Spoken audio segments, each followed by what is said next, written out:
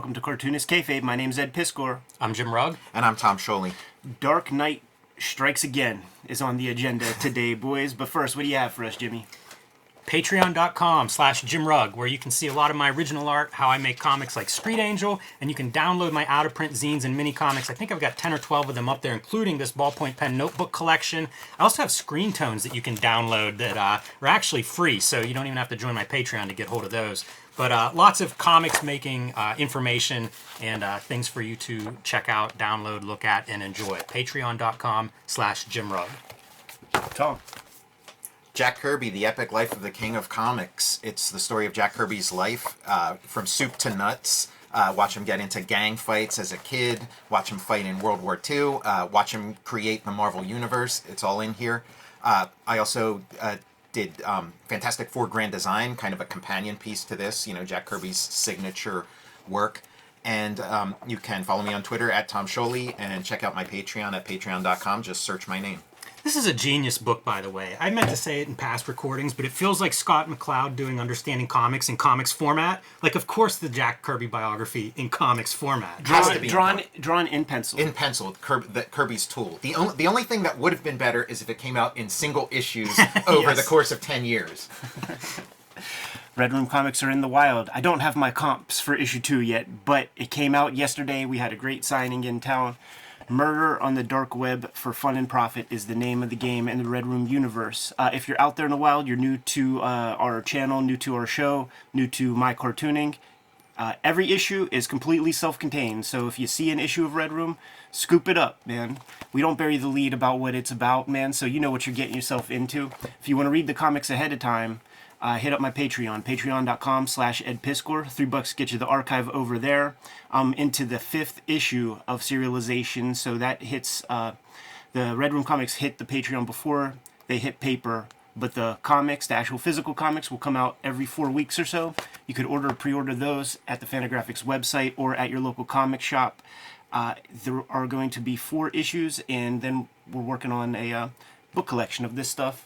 Then we're going to do 4 more issues. It'll be cool. Did you leave a collection of those signed at Phantom of the Attic in Oakland? Yes, sir, man. So people could track down signed copies if they want them from Phantom of the Attic. For sure. Oakland, Pennsylvania, for everybody who thinks that we're hanging out on the west. Dark Knight Strikes Again. Frank Miller, Lynn Varley. When this was announced in Wizard magazine, big deal, man. And then every single month afterward, they would start to leak out little images, man. Here's what the question's going to look like in Frank Miller's pen. This is what Batman looks like now compared to like the old, Dark Knight Returns Batman.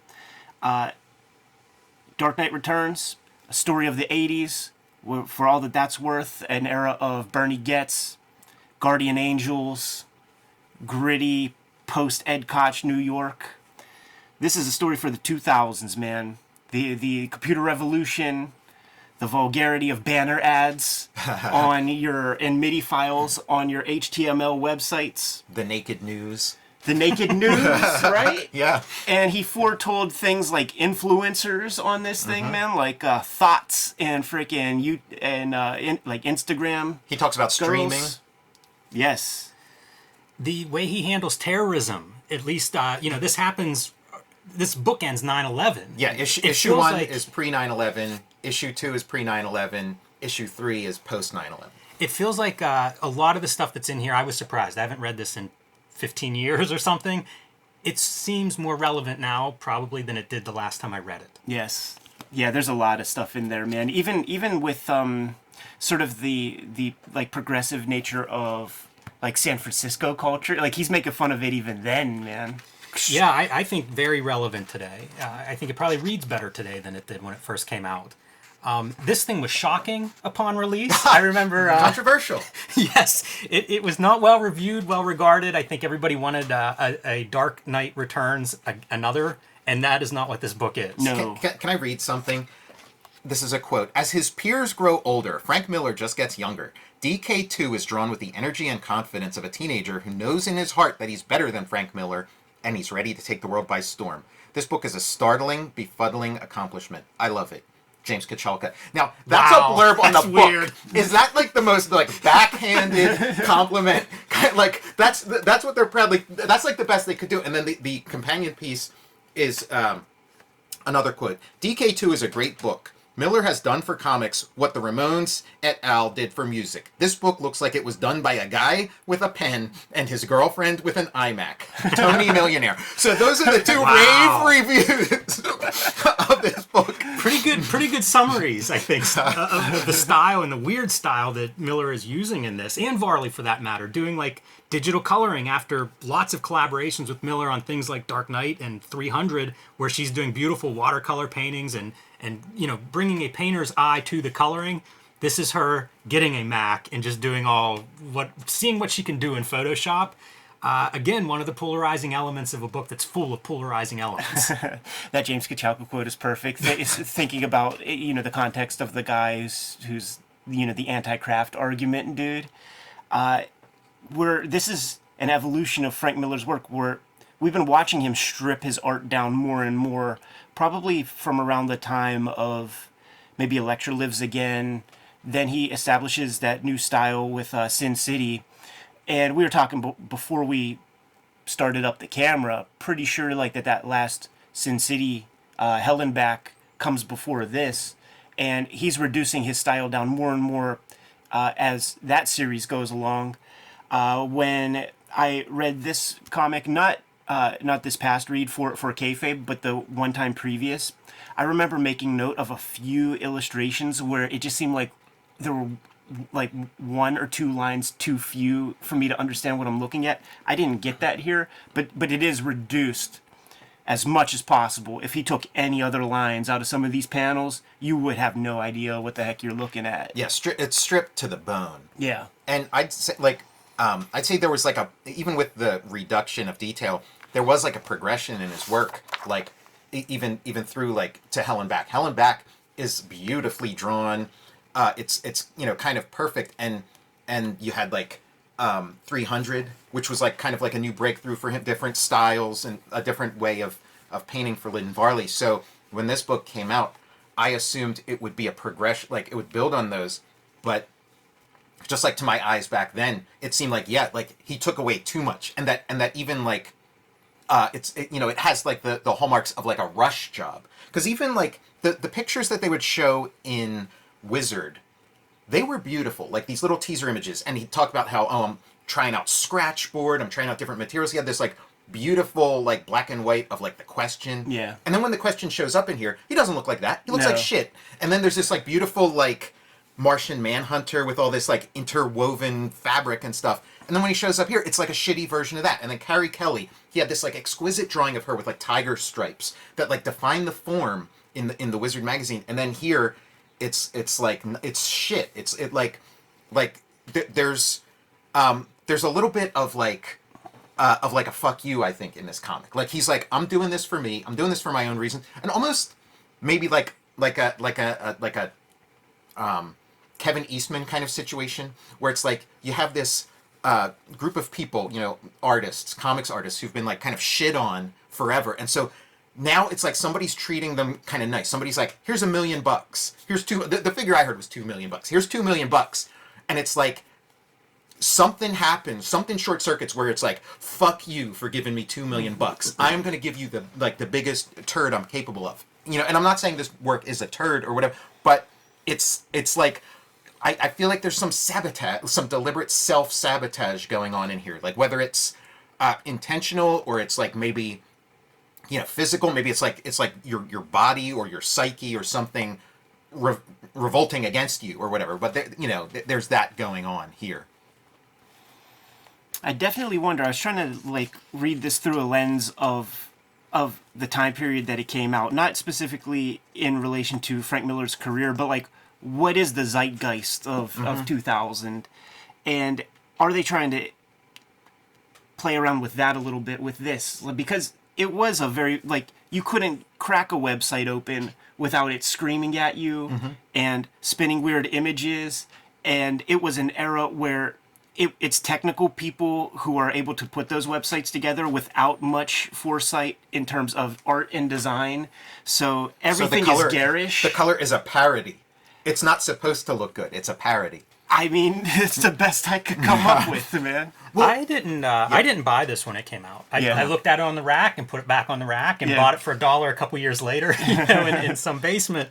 I don't know how many other people had that reaction, but did you guys pick this up when it was published? Okay, I mean, this was very important work to me. Like, Frank Miller was like top to me. Like, he was the greatest, and I was following his whole career, and everything was gold. I should note, I quit reading him halfway through Hell and Back, Sin City. Okay. Like, I'd given up on him stylistically. I wasn't interested anymore. I've changed that. Right, I am interested now, and I've gone back and rectified it. But that's where I was with Miller. I'd worked through Miller at that point. And so I'm like, okay, this is all I've been waiting for. Like, since I read his like stuff from like the 80s and his other Batman stuff, this is all I've wanted from him, was for him to come back from Batman. And everything he'd done prior to this gave like indications that this has to be the great. Like, his Sin City stuff was like Batman on steroids.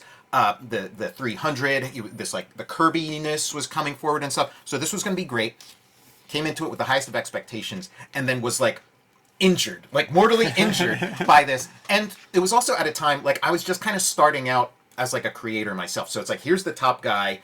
This guy's gold. And he's got this like window into another universe, this little peephole that he can look in and see like, what's Batman up to? And then it's like all my ideas about that kind of stuff was crushed. And then I think maybe like the year before this, the same thing happened with George Lucas, with Star Wars. So it was like, oh, like all my heroes are gone, and like now it's like on me, like it's on our generation, forget about your heroes and stuff. Like, it's up to you to like move this thing forward. Your heroes have failed you. I love this page layout. These opening pages have the silhouettes of Batman and parts of Batman, a profile, an arm. But he's kind of rejecting right away that 16-panel grid that was such a big part of Dark Knight Returns and so distinct. You can almost see he's going for something new. And I think part of that zeitgeist is this is post-year 2000. Like, everything sort of underwent that change of digital, of new media, of all of this new stuff, and I think he's competing with that. And the other part is he was pretty plugged into SPX. Like, he would go to SPX, I would see him there with like a vest packed with all these pockets bulging with books he was picking up. He was participating in that, coming from Sin City and creator-owned, self-publishing kind of stuff. And you see those quotes, Kachalka and Tony Millionaire, guys from the other side of when comics were mainstream and alternative. This is the alternative Frank Miller. With Dark Knight being the mainstream Frank Miller. And I think he was conscious of all that and probably went harder to push to say, that's not me. You're not getting that one anymore. This is the new me. Well, he is, like, with Dark Knight, the original, he was, like, reacting to the world he was in. He was reacting to comics, reacting to the 80s, this and that. With this, the large thing he's reacting to is Dark Knight Returns. This is, like, his take on Dark Knight Returns, being, 13 years older or whatever. And seeing the effect that it had. It's got to be weird, having a functioning career, continuing to do good stuff, but always being compared to something that happened, 5 years ago, 6 years ago, 7 years ago, 15 years ago, in between this and Dark Knight Returns. It has to just the death of 1,000 paper cuts a little bit. It's like, I got some new stuff out, man. That's largely what's paying the bills, probably, in terms of bringing in cash flow. I mean, it's a perennial. How many millions, tens of millions, 100 million maybe, of these of Dark Knight Returns are out there. So that's a big piece of the pie when it comes to that yearly income and stuff. And if you're still competing and still putting out work, I feel like that's got to be kind of tough. Does Dark Knight Returns in his 20s. And now here we are, 15 years later, mid-40s or something, working on this.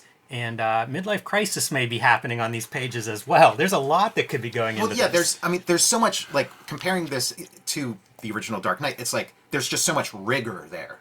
And that's completely absent here. And like you can kind of understand why a guy in his 20s would be working his ass off, and a guy in his 40s, maybe 50s at this point, is like, oh, forget that. Yeah. This does work as a really good mini comic though. Like if this was just some black and white thing that you saw at SPX or something, incredible. We'd all be talking about this. Well, I mean, this book, like, for all the negative things I've said about it, this was still the best comic to come out that year. What was, in the superhero world, like, what could you put next? This is still the best. It's just like, you're being compared, like, the greatest of all time is being compared to the greatest of all time.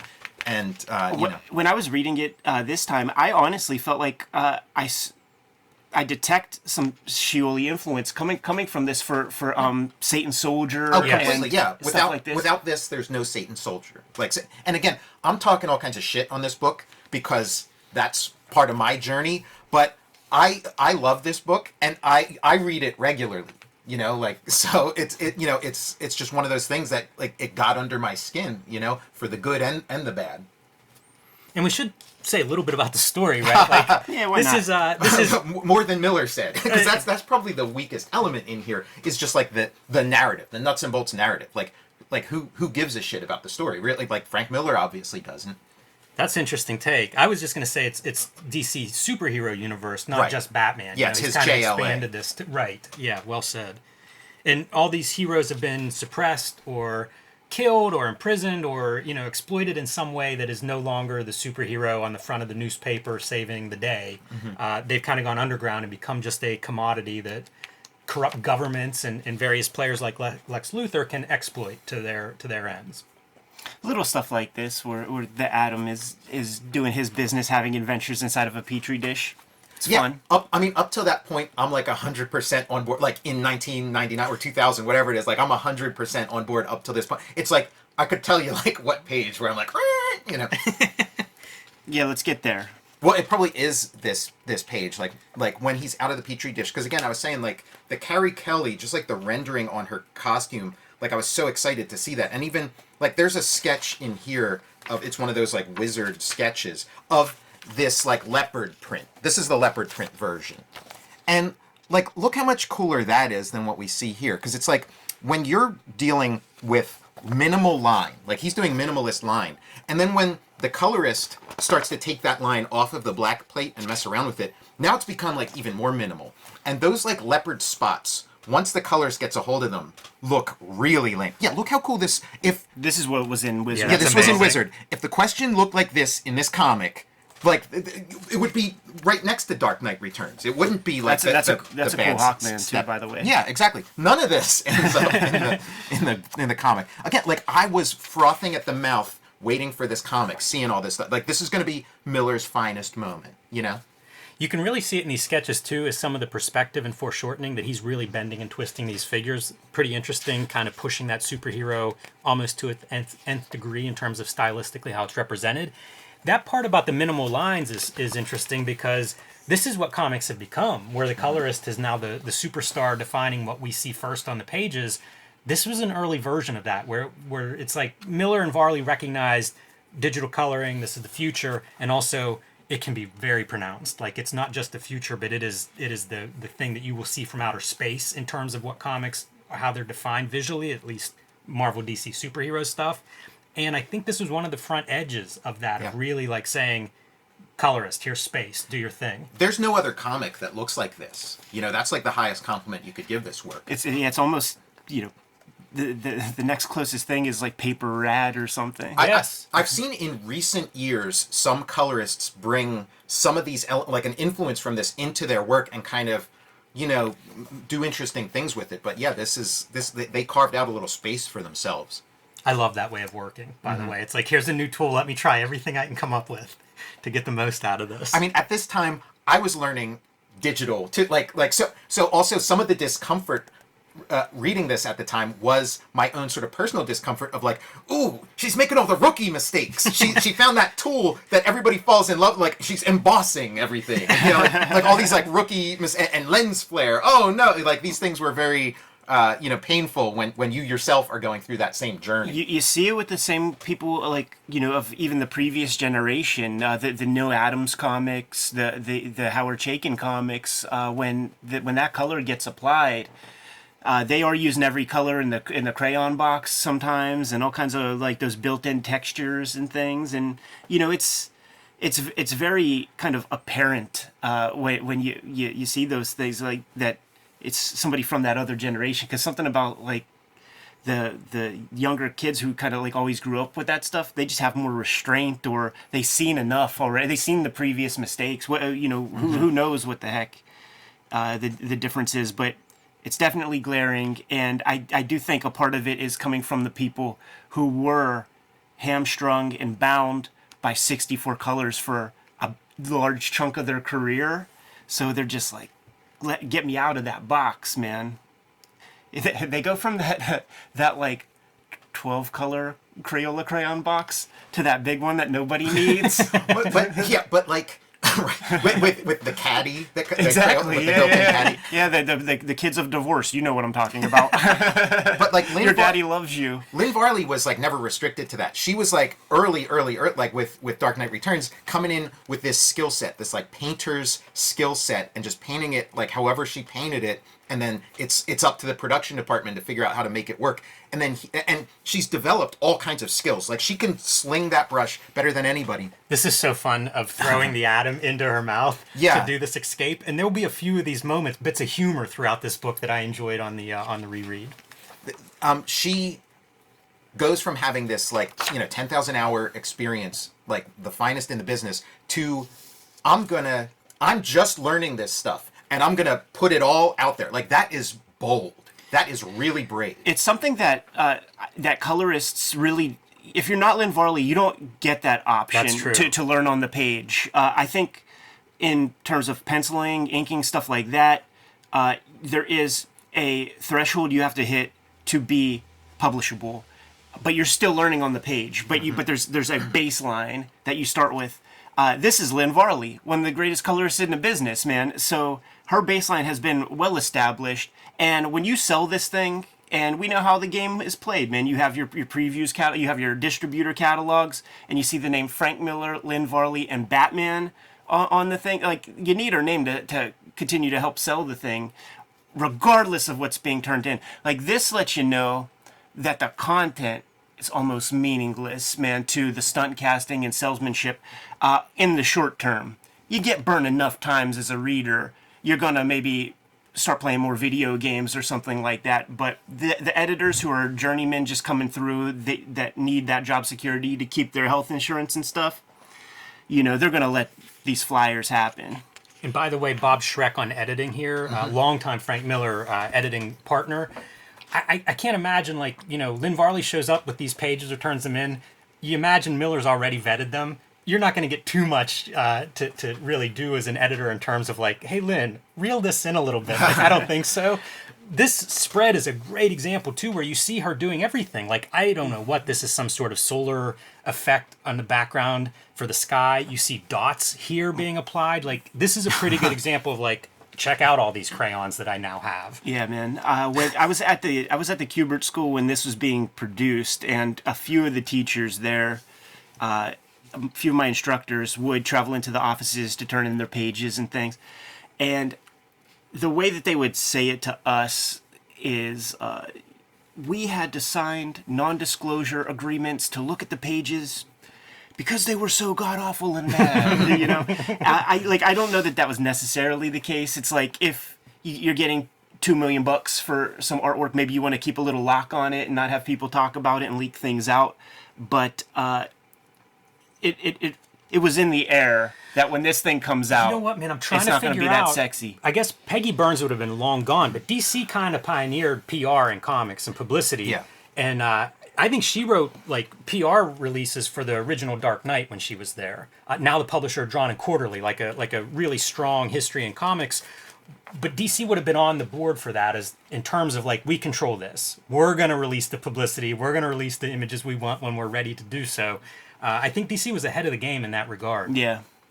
Here we have our influencers, man. These are your Instagram ladies that have 100,000 followers or better, and then they start slinging hash and trying to sell you on weight reduction teas and stuff. The happy hacker.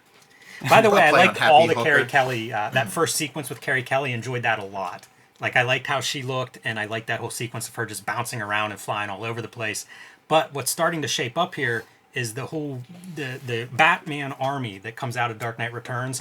They are 100% identifying themselves as terrorists, meant to overthrow the establishment. So this is what you have coming up on 9/11 in DC's biggest launch of the millennium. And that was the big course correction that they had to do post. Pretty wild stuff. You hear about the upticks on the internet or whatever right before 9/11. I feel like this is some sort of manifestation of that uptick. right before events really put terrorism front and center. I think that's why issue 2 came out before 9/11, because they would have not had a bat plane flying. Did it come out before? It came out before. I think it did. Right? Yeah, issue 3 is the correct. Like, you see it in issue 3, and issue 3, for my money. And by the way, 2002 release date on issue 3 to give you an idea of that delay there was a gap. reworking. And issue 3, to me, is the most accomplished issue of this series. The draftsmanship has improved. Like, I think he's taking notes. I think he's like, hey, I thought I'd come in here, have some fun, sling some ink, cause some trouble, get some buzz going. And I think, like, the backlash had hit him so hard. He's like, okay, I'm gonna have to tighten it up a little bit. Like, and again, like if they were all as strong as issue 3, it wouldn't be a problem. And you also get, like, you start getting these, like, 27 panel pages and stuff in issue 3. There's your news in the nude, which is what we saw on Howard Stern's show once a week. Those girls would The come naked in. news. Is she wearing a hat, like a flesh-colored hat? Well, it part looks- on top of her hair. Yeah, it looks like it's like this little Dutch boy or something. bonnet. Yeah, bonnet. It's the future. Yeah, there's a lot of vernacular in here that is like Miller swinging for some futuristic youth talk. That's kind of weird. Which again, he's deconstructing Dark Knight, so it's like that was one of the elements, was the youth language. He was just younger then, and I do think that in like '99, because he has little Miho with the blades on. Yeah. Them shits were over. That was way over in like 1999. I just finally like filtered into his brain. And he's like, oh yeah, the young people, they were rollerblades. And then here's your inciting incident or whatever. The President Rickard. Rick Rickard, which I guess is like a reference to George W. Bush, because Prez Rickard was Prez from like the old Prez. So this is obviously like his son. This isn't the original guy. This is like, and apparently he's like a digital copy, which Miller did in Martha Washington. Yeah, and you can do this in Photoshop under color halftone pixelate filter. And you can set the size of those pixelations that you want there. Again, another one of those Lynn Varley, like... Rubbing her hands together. What do you have in Photoshop, Lynn, to digitize this guy? But then it gets to the point, like, see, talking about its relevance, like, nowadays or whatever, he's proven to be phony, and at a certain point, the people just don't even care. Yes. Yeah, It's They're that's very like, true, yeah. they're like, his numbers are still great. That feels very 2021. Okay, let me create some contrast between 2021 and 2001. So he's talking, like, the question is talking about how, like, we have everything we want, but we're just, we're well kept, we're well fed slaves or whatever. Like, they're saying that, like, okay, yeah, sure, I have a great house, I have all this food, I have all these great cars, but I have no freedom, and doesn't that suck? Contrast to 2021, where it's like, we have none of those things, plus no freedom. Like, things were pretty, like, these were the good old days, basically, and Miller's complaining. I was actually making some comparisons to Watchmen while reading this, specifically just Rorschach and the kind of craziness of that character, because in a lot of ways Batman is Rorschach, but then you get to the question, and he's far more like Rorschach. Specifically Rorschach. But then there's this whole element throughout these 3 volumes where it is like a play on Ditko. You see Spider-Man show up in a panel or two. He's cutting promos on Hawk and Dove in a really great way. Yeah, I mean, he's having fun. He's having the time of his life, and it's, it would be all well and good unless you're, like, trying to, like, maintain, like, a legacy or something. This is the panel that made me go look at the noir edition of this to see, like, all right, now I need to see what's actually in the Frank Miller artwork on these things. I should have made you bring that over. It's a totally different book. Yeah, I mean, and my feeling at the time was that, okay, if you take the color out of this, it works a lot more like a standard Frank Miller comic. And if you add, sympathetic, like the typical Lynn Varley color, it functions better as like a normal Frank Miller comic. But then again, it doesn't poke you in the eye. It doesn't cause controversy. It's not trolling. And those things are very potent. If this were just sort of like a media, like a better than average, like not quite as good as Dark Knight Returns, but still pretty good Frank Miller comic, we might not be talking about it anymore. But because it's such an eyesore, it's like burned into our consciousness. The Predator shoulder mount cannon. These guys are kind of badass. Like that's a cool composition and stuff.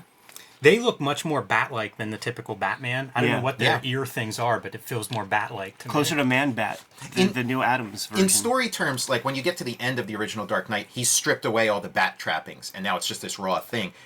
But I guess it's like, okay, when you're doing the sequel, it's still a Batman comic, so yeah, we got rid of all that stuff, but let's bring it back. I forget what's happening here.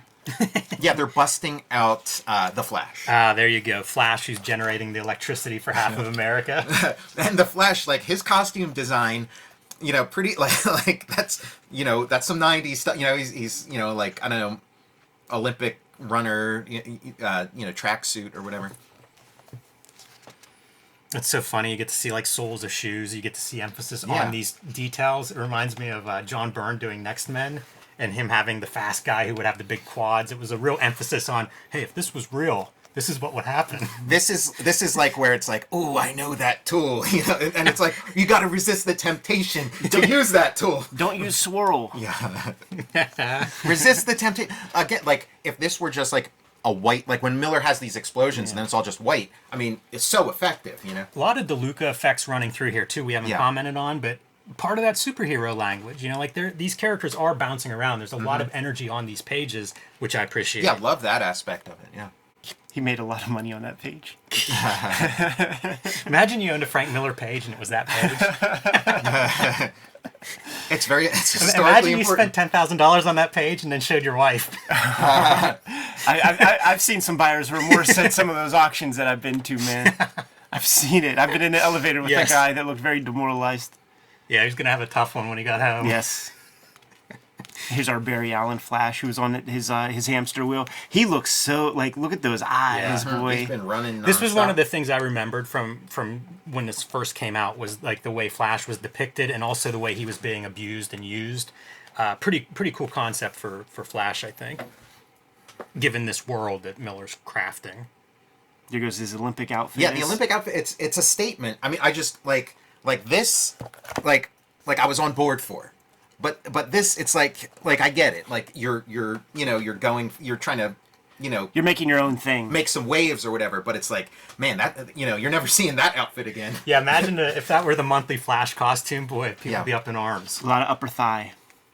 That really is like my biggest beef with this comic is just that it was like a self-contained thing. Like if this were like if this were coming out quarterly or whatever and just kept going after issue 3, it'd be great. It's just like what kind of like complete statement it makes. Like when you're making something that's specifically limited in nature, you have to think about the statement you're making.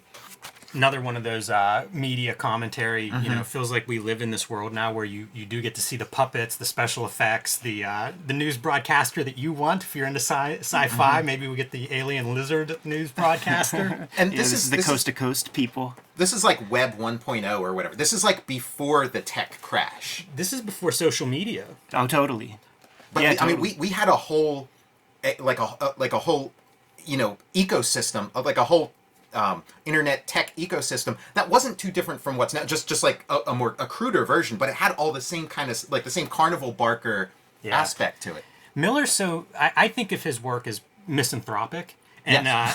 the storyline right here is there was an asteroid that was coming towards Earth. Humans messed with it to see if they could adjust its, if it were going to hit the Earth, could they have knocked it out of its path and inadvertently set it on a course for Earth by trying to experiment with it. And that's what you see Superman here, saving the Earth from this killer asteroid that humanity put in line with the Earth. Pretty dark picture of humans and Sure, what we're yeah. capable of. I mean, I'd say that this is a misanthropic work. Like this is designed to like alienate your fans. Like I think there was some and perhaps rightly so. like he's like fuck all of you, and maybe they all deserve that. The fuck you. It is funny to think if that's all true, if that's aimed at the idea of like how do we get away from stupid Batman being the top of comics.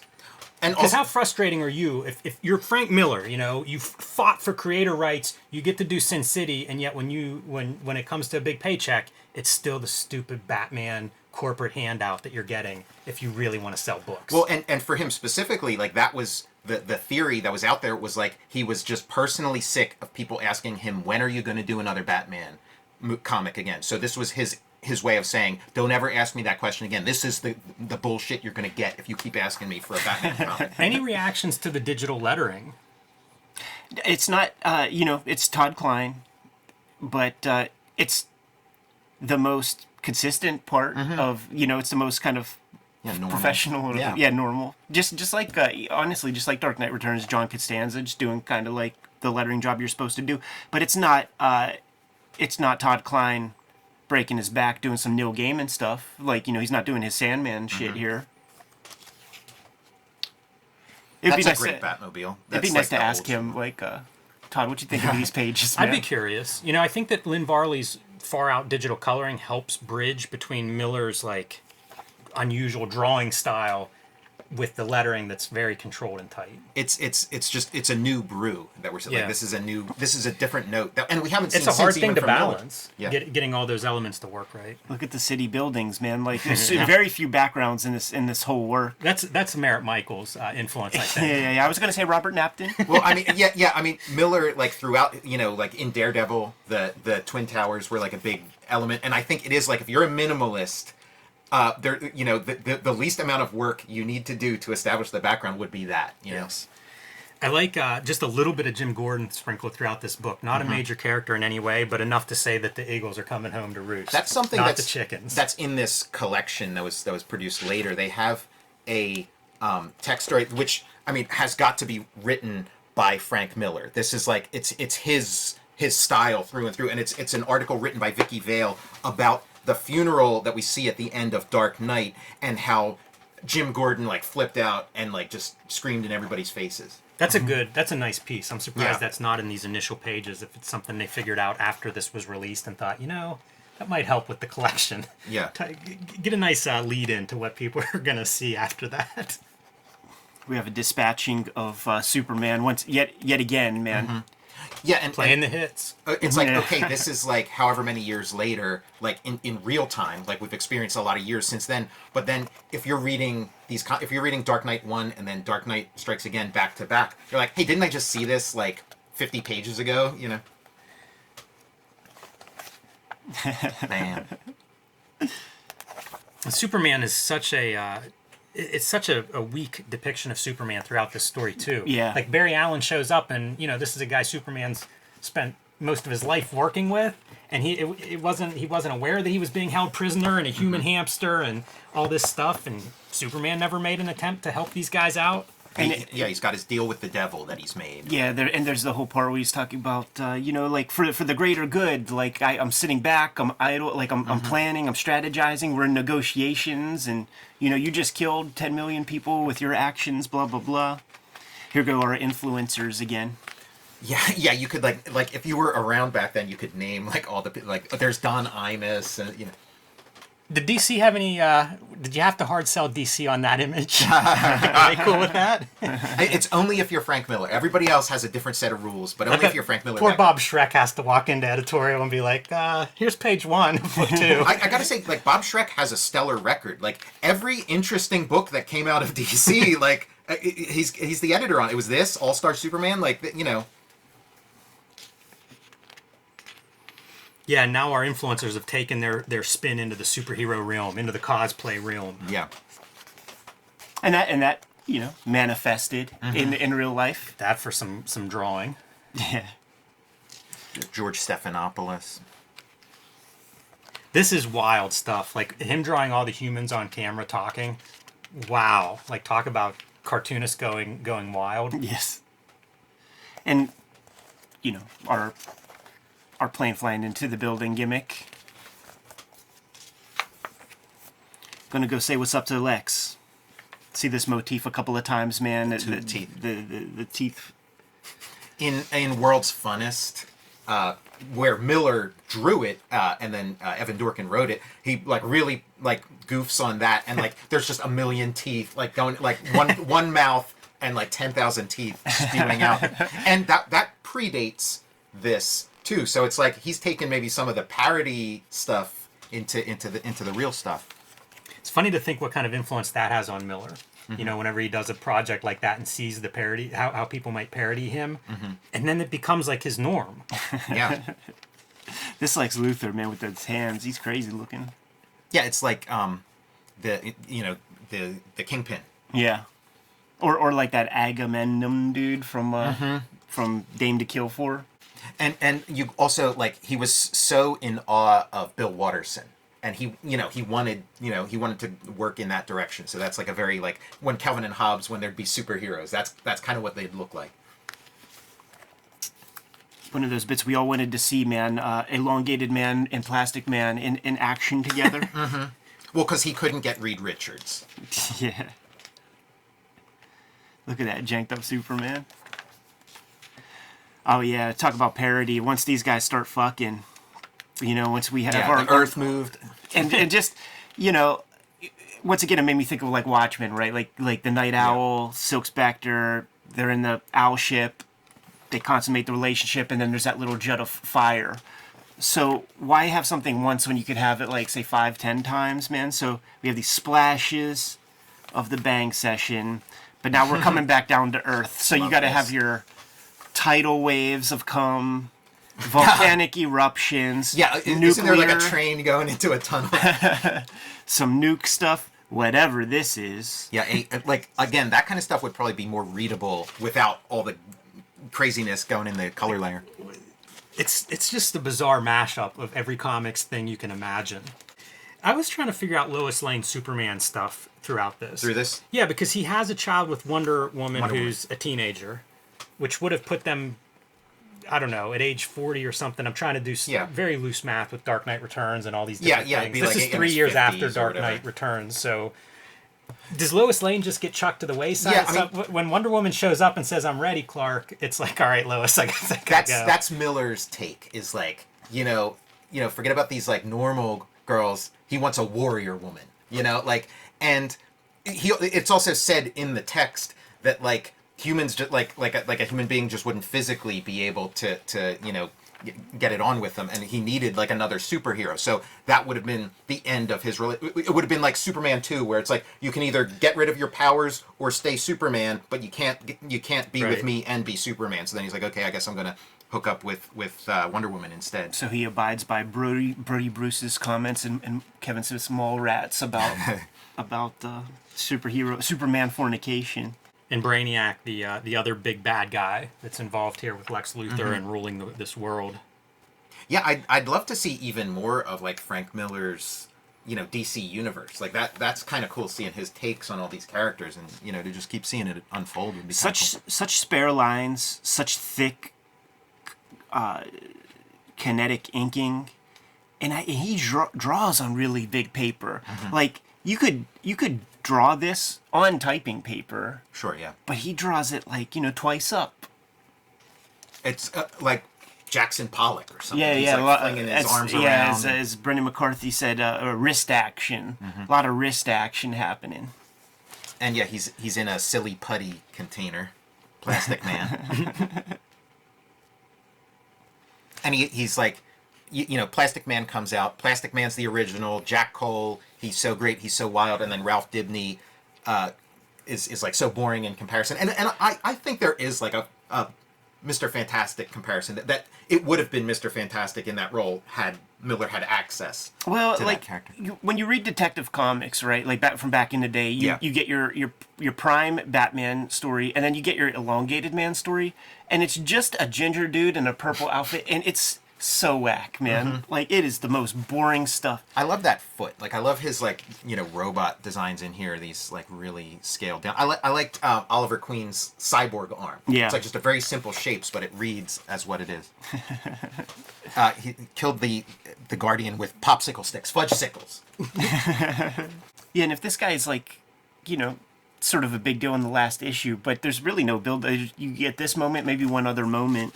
Yeah, there's, like, very little build-up in this comic, and then there's very little payoff. Yeah. Look at those hands, boy. Yeah, that's kind of incredible. And you know what? In all the times I've read this, I never noticed them. Like, it took you to... Because it's like your eyes are here, How much does he look like in that image? Like the Ronald Reagan president from Dark Knight Returns? Sure, yeah, just real crusty. Yeah, I mean, I was thinking, like, he looks like Shazam. And then you got the Odessa step sequence. Right. Is that what that is, man? Potemkin? Yeah, Battleship Potemkin. Baby carriage going downstairs.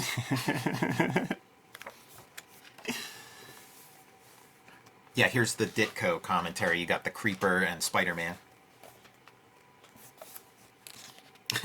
Superman's a pussy. You know what, man? This kind of stuff is also like the TCJ message board existed at this time. Yeah.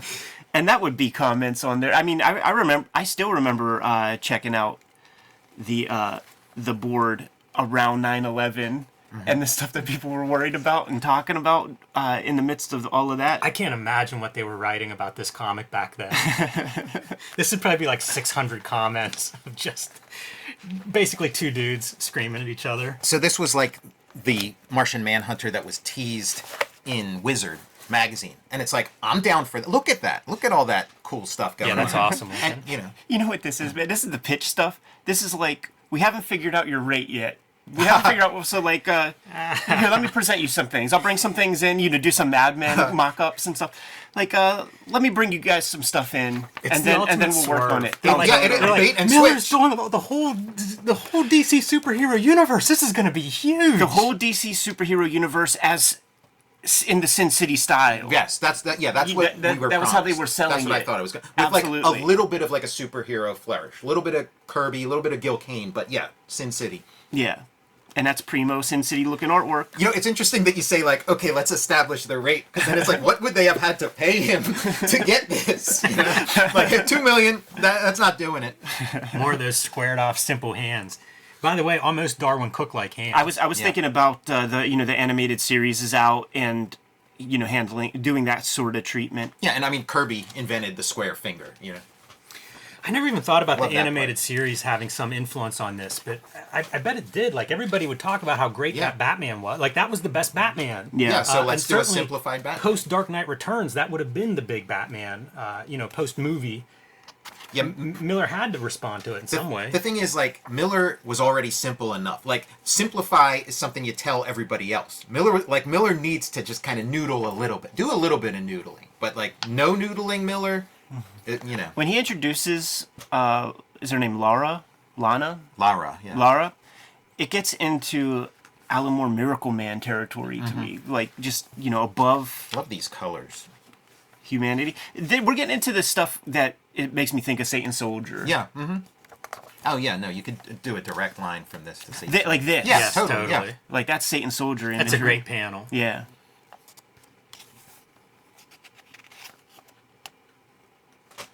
And just the effortless nature, he really he really sells that. Well, it's kind of like, okay. And then look, Proud Mom and Dad.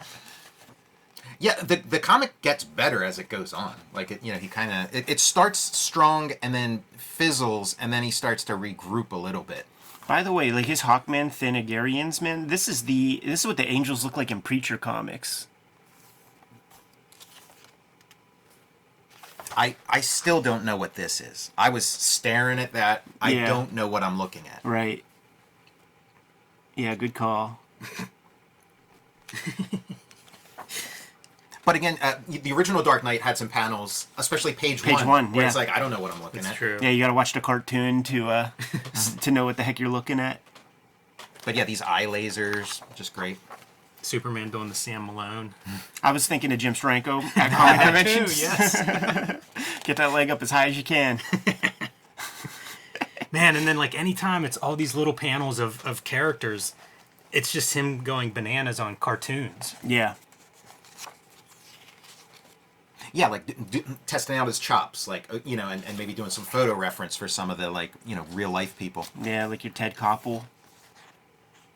Yeah, not a bad thing either. It reminds me a little bit of some of the words and pictures, when these guys were fooling around with editorial style cartoons. This is stuff that makes me squirm. Oh, what are you doing? Even that bat signal has no head. But is that a stylistic? Because Batman's bald at this point. I don't know. He walks around a lot without his hood up and just his bald head. When Lynn is checking out her monitor, it's like, yes, this is it. Frank, check this out. And Mike Sands is just like, you dudes are all assholes. I was doing this shit in the 80s. Yeah.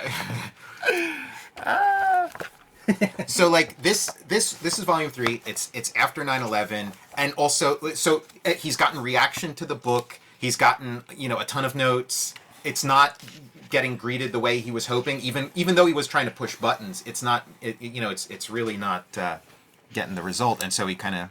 And I can't cite this, but I'm under the impression that he redrew, reworked, rewrote, did a whole bunch of on this issue, because it was at least partially done at 9/11, and then it was like, let's rethink some of this and let's redo some of it. Big chunk. So this is specifically like 9/11 happened, and he's referencing it. So something else obviously was going to happen, on these pages. Yeah, that ash effect is just, man. If you're of a certain age, that's a hard thing to look at. Yeah. And it's like, the death of Captain Marvel, like kind of like the end of like an innocence or something. Or at the end of a naivety. Still dealing with the ramifications of that stuff with the first responders and things. Every year it seems like some government program is about to lapse, and then all the celebrities have to go out with these guys hand in hand to try to like help get them treatment. Yeah. So we're starting to see some more draftsmanship. Like if you kind of compare these sort of security guard guys with their shields and stuff, there's like some perspective on like it was just like a blob of ink in previous issues. I think it's a good use of Captain Marvel. Mm-hmm. I wonder what Captain Marvel's fate is if 9/11 doesn't happen. Mm-hmm. Who knows what and I'll bet Miller didn't know how this thing was going to end. I'll bet you anything he had some good idea of like, I'll put the question in the mix, I'll put this guy in the mix, and then I'll figure it out when I get there. And then he just never figured it out. Yeah, it makes sense, because like the question never really factors doesn't in. pay off in any way, shape, or form. He just shows up. Yeah, that's a tough image too. On the yeah, left. that's like a photo reference. Yeah. Did you guys ever read Alan Moore's Twilight of the Superheroes? No. Proposal? Oh yeah, that's super important to me. Like one of the first things I ever read when I had access to the internet. Like internet day one for me was pretty much getting my hands on that. Parts of this remind me of that. I wonder, how conscious of it Miller was, but the idea of these superheroes having their like factions around the world and where their influence lies. Mm-hmm. Not at all quite the same, but some of the, I don't know, the way these heroes are at odds with one another reminds me of that. A lot of the stuff that's front and center in this was kind of like subtext or like just exposition in the original Dark Knight, where they're talking about like when the superheroes got outlawed and the meetings they've had. That's another one of those that, man, I feel like we saw news footage that looked like that. Totally.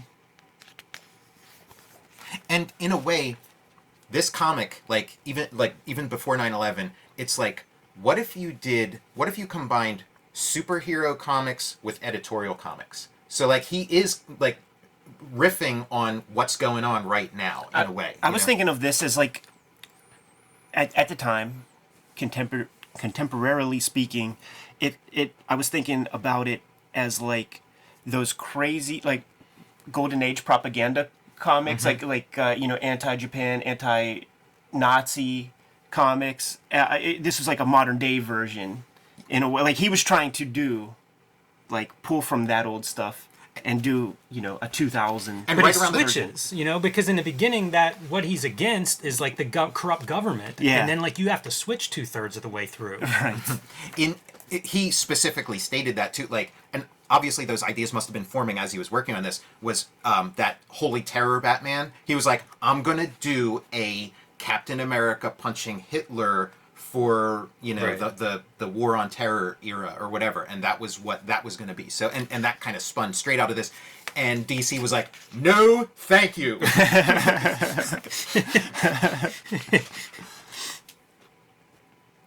Yeah, I mean, I feel like you're just seeing like better cartooning in this volume, like just more rigorous and better, like more on the money. You nailed it, Tom, when you said like no other comic looks like this, reads like this. I think that's the most interesting part and legacy of this book, is it does feel like a really different language for comics, and especially like using superheroes in a DC published comic. It's a totally different approach in every aspect of doing a comic. The way it reads, the panel to panel stuff. I'd be curious to hear Scott McCloud weigh in on some of the panel to panel relationships throughout this book. It's a very different approach, and one that I don't know if anybody's really followed. Like we talk about some of your comics that feel like they're influenced by this, but for the most part, comics just do not go in this direction. Yeah, I mean, the layouts and things are very deft. He, you know, like that's the kind of like late era Kirby, like Kirby in the '80s. He was kind of playing with layouts more. Frank Miller foretells internet Twitter flame threads, man, because the whole point of getting the question in there was to have somebody with a completely opposed point of view argue with him for a little bit. Mr. Let's privatize the fire department. Once again, man, anytime Bernie Sanders gets wheeled out, man, like we'll hear those arguments. And then there are those guys that like Go back one more, Ed. Yeah. Because like what, you know, look at this kind of stuff where he's getting into, you know, weird where science is going and stuff, which again feels like you could pick any of these threads and do a whole graphic novel about it, and you know, in the way it works in 2021. Yeah, and these were elements in Give Me Liberty also in the Martha Washington. Yeah, sure. So Raggy Ann. Yeah, she can see the future. She got her ideas for her costume from the Saturn girl. Who is this? This is one of these genetically modified orphans. You know, that I hadn't made that connection. I just thought it was just like, you know, a little kid with superpowers that popped up who can see the future, you know. But yeah, that's a good call. now we have the sidekick battle. Yeah, now like up until this point I would have said like, oh, this Joker character is always dressed like a teenage superhero. But then this kind of throws that theory out the window that when he's dressed like Mxyzptlk. Oh, is that what that is? Yeah. See, the drawing on this is pretty great. That's rigorous. Yeah, Also that's in a way very that we funny. haven't seen anything. Yeah, great joke, rigorously drawn in a way that we haven't seen in the first 2 volumes of this book. Nothing's as well drawn as that. Same thing with that toilet, actually. Yes, Yeah, that it's whole a nice page is toilet. very fun. It's those jokes. It's whenever there's some humor coming out of Miller's pen that I think this book works the best, and that's a good page for it.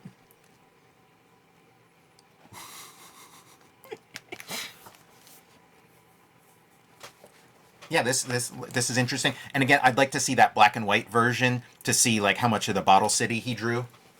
Yeah, I think the answer might be none. I see some lines that make me think that that's not. Just Lynn on the trigger. Yeah. Check that out, man. A little tear panel. And Zoom That's in. really fun. That's the best use of tears and crying in a superhero comic I've probably ever seen. With Kara, Supergirl, or Lara, I think we're seeing like a Frank Cho influence, who is also like a big star, big up and comer, like around this time. Once again, man. Where's the division of labor? Cannonball through an airplane. Yeah, I mean this book's cooking with gas by issue 3, and it's like, man, if there was an issue 4, 5, 6, like it might have turned into like a really great run on a superhero comic. This stuff starts to get shaky cane. And you maybe even see a little of the Darrow in here. And then he just abuses Batman the rest of the thing, man. Yeah. Like, that last image of Batman is totally trolling. Yeah, I mean, well, because Batman doesn't really get to strike the cool Batman poses. It's like he's always missing a tooth. He's got his, he looks like Batmite. He's got his, so yeah, like. There are all those guys you forget about now, man. Ari Fleischer, remember that guy? He was on TV every single day during this time. There's your Hawk and Dove promo cutting. And it's almost like promo, like pro wrestling, like the camera's trained on those guys who are striking their pose. You got Gene Okerlund in the costume and Todd Pettingale. Yeah, Frank Miller was a comics fan, and he's riffing on the stuff he grew up with. Always associated in some small way with Ditko, too, in that early period, so. This effect here of the stars, where they double the stars, that's like one thing I saw in this comic, and I'm like, I need to rip that off. So that's become part of my bag if I need to show star, because it makes it out of focus. Mm-hmm. And the illusion is very striking.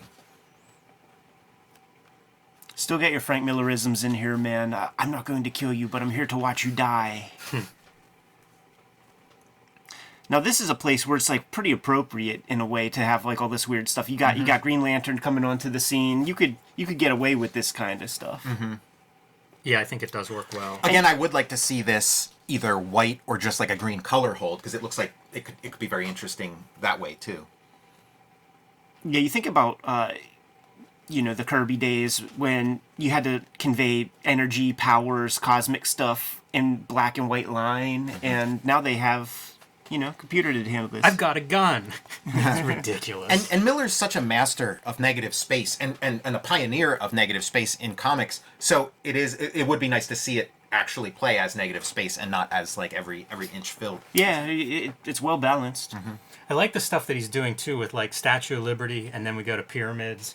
Kind of interesting the links that he's making. It's a very small part of this comic and the storytelling, but it's still like those are the moments that again I kind of find most interesting. Yeah, you mean like a From Hell kind of thing, where like occult architecture, or Yeah, I would say more pop culture, culture, history, okay.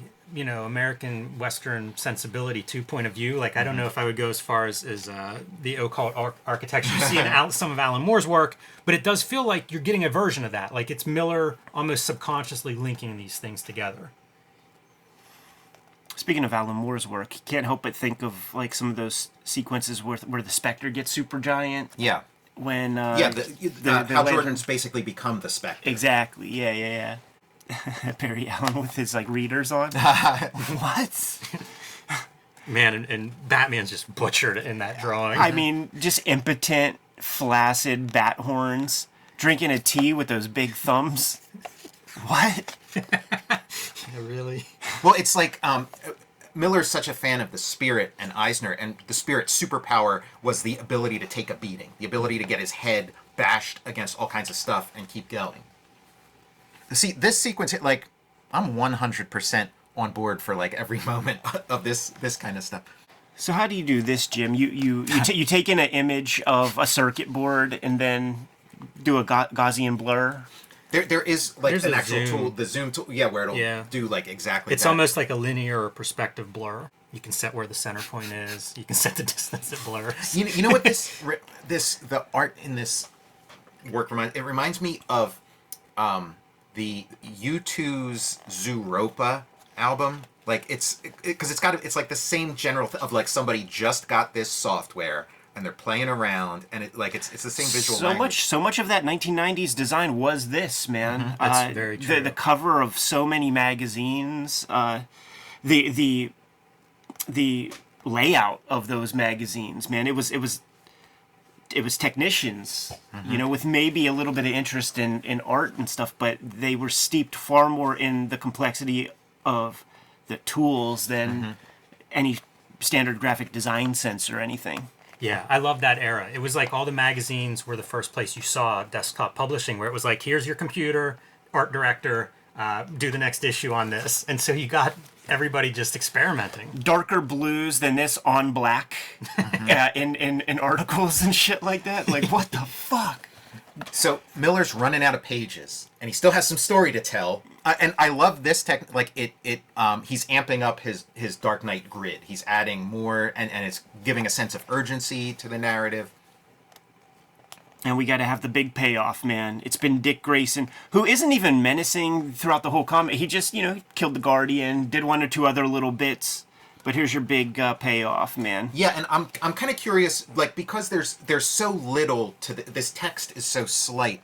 I do wonder, like, why Dick Grayson? What's his? And I'm thinking, like, maybe like Miller sat next to Burt Ward at a Comic-Con and thought he was like the biggest dick on earth, and it's like, I'm gonna skewer this guy next time I get my hands on a Batman comic. I hope that's the reason. Because I don't see it. I don't get it. Hey, Tom, remember the time we went to Phoenix? And there was the celebrity food place, and then there was the dry chicken fingers that the comic book people got to eat. And we discovered that was back there, man. And we walked our happy asses back there, pretending like we were supposed to be there. And we got our plates full of salmon and steak and deviled eggs and all kinds of stuff. And we're sitting there while all the security people are like, you guys shouldn't be here. You guys, you have to get up. You're not allowed to be here. And behind your shoulder was standing Danny Glover with his arms crossed, waiting to sit in your seat. And behind me was fucking Adam West looking all pissed off because a couple comic book making rubes were back there eating up all the... What a great buddy cop movie. Adam West and Danny Glover. That would be. I ate lunch there with Honky Tonk Man Okay. in the celebrity wing, and had no idea who he was until like 2 minutes before we were done eating, this whole time I'm sitting there like, he's got to be an Elvis impersonator from Vegas. He's here for something. Skinny little arms, and realized it was Honky Tonk Man. Was just like, wow. Now, he still was doing dates at the time. Now, we haven't been invited back to that convention since then. I wonder if they have, up-to-date contact info for us. They're probably not listening to this. It's all good because the year after we went there, that's when somebody brought a gun to try to kill the Green Ranger. Wow, that's right. Yeah. That's right, yeah. Yeah, so they could keep their They're doing us a convention. solid. And there's another one where I see kind of like a Frank Cho influence. I was thinking Gulliver's Travels. I was also thinking the Snoids from Sheboygan, Robert Crumb, with those like little ladies crawling all over. I mean, those little dudes crawling all over ladies. Now I'm really curious when we talk to Miller. That's the question. Who are you looking at for this, Frank? Yeah, when's that episode coming up? Yeah, right. And then this whole bit, man, chop his head off, but he's genetically engineered so he can still keep talking. That feels very manga. Not only that, Well, it catches it. He catches his own head. It's Robin is that yellow bastard. From Right. Sin City, that yellow bastard. Donald Rumsfeld. Yeah, man. God, this is so Silver Age. I like this verbiage. Join the first church of the last son of the lost planet Krypton. You'll believe a man can fly. Like, only Miller. Yeah, super cool. Could be the final page. Isn't, but it's, could be a cool ending. Yeah, but we have to get our promo cut in there, dude.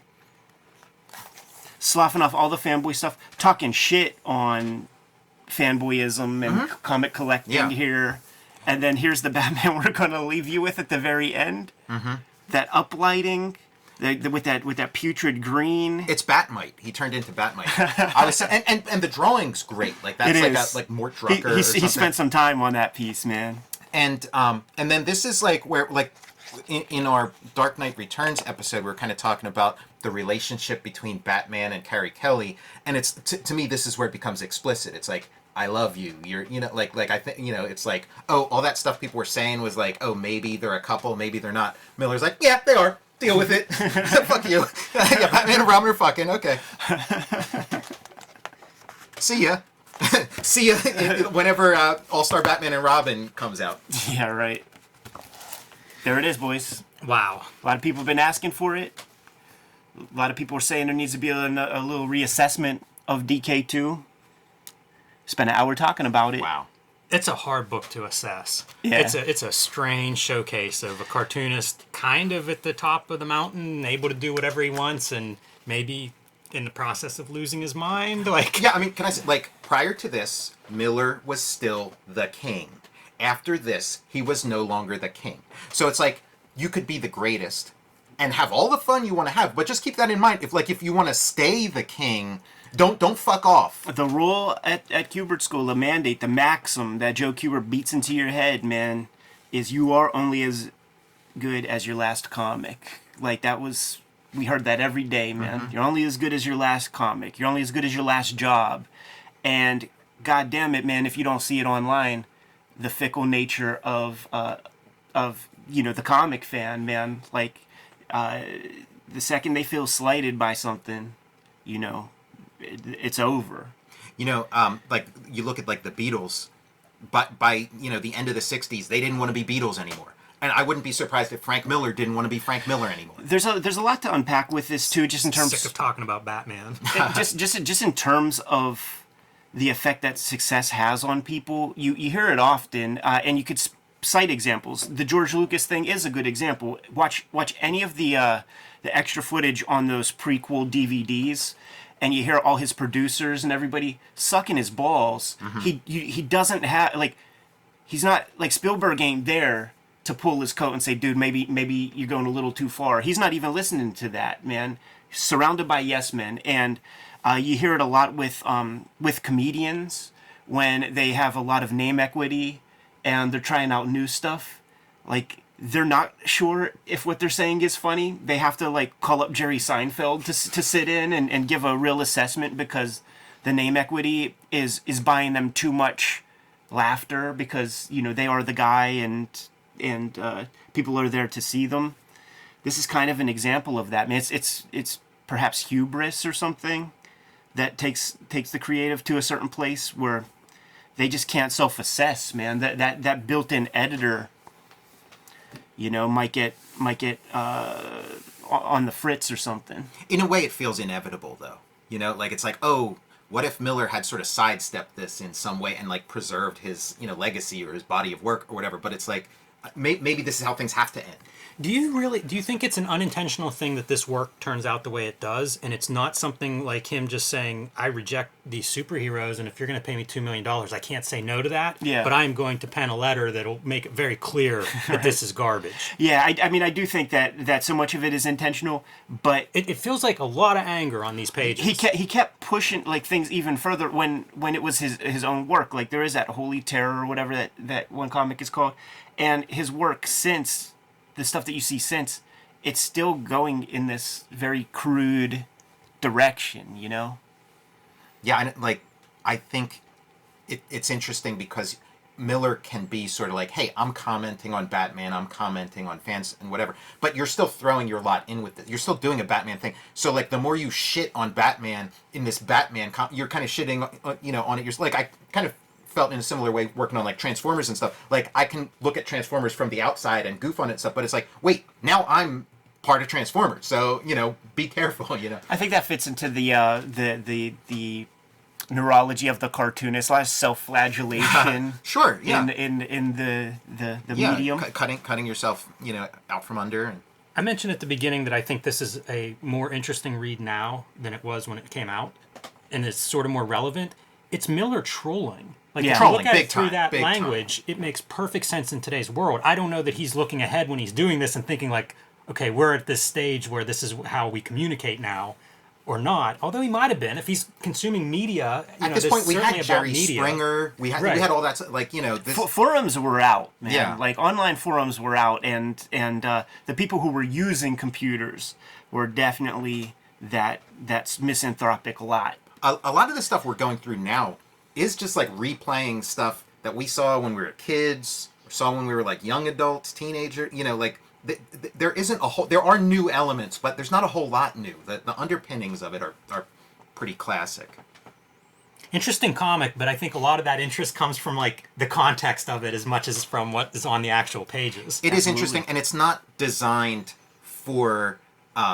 It's not designed to be studied the way Dark Knight Returns or Watchmen is. Some works are just, they are what they are on the page, and, you know, take it or leave it. And maybe you could like pin Miller down, have a detailed interview, ask him all your millions of questions. It doesn't matter because it's not there on the page. I'd be curious to hear Bob Schreck talk about Miller's sort of progress over, you know, I mean, they worked together, what, probably 15 years or so they worked together. I'd be curious to hear, you know, somebody that's very close to Miller weigh in on what they saw and what kind of conversations they had in shaping this and, you know, intentions behind it. I'll bet it was tense. And I'm sure like they had I'm sure everybody involved has different feelings about it now than they did back then. That's probably true. Just like us. Interesting comic for that reason, if nothing else. Like, it is still sort of like no other comics like it. Good place to leave it.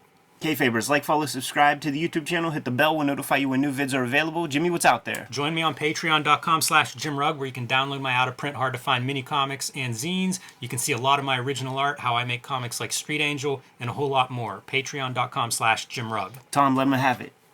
Jack Kirby, The Epic Life of the King of Comics, and check out my YouTube channel, Total Recall Show.